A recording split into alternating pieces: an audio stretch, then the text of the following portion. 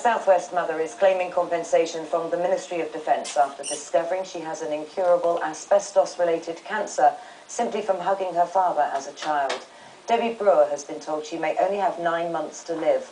Experts say deaths from the disease, mesothelioma, are still rising every year as a result of exposure to asbestos around 40 years ago.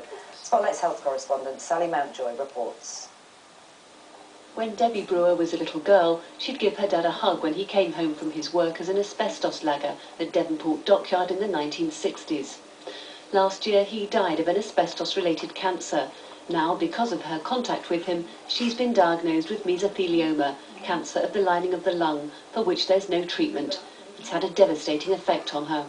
Anger that my future's been taken away. I've got 3 children.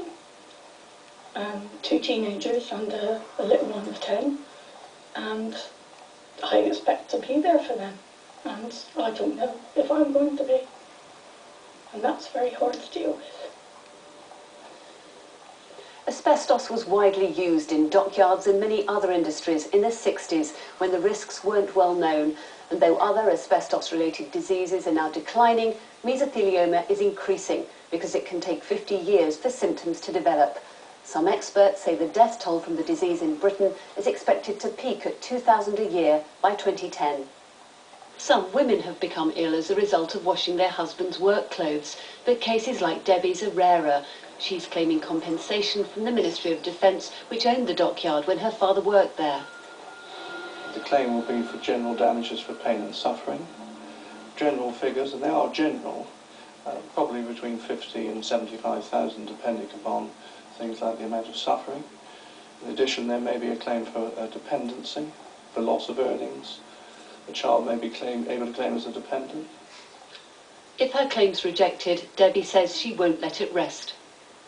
I would fight. I would not sit back and accept that at all, because, as I said, somebody has to be accountable for this.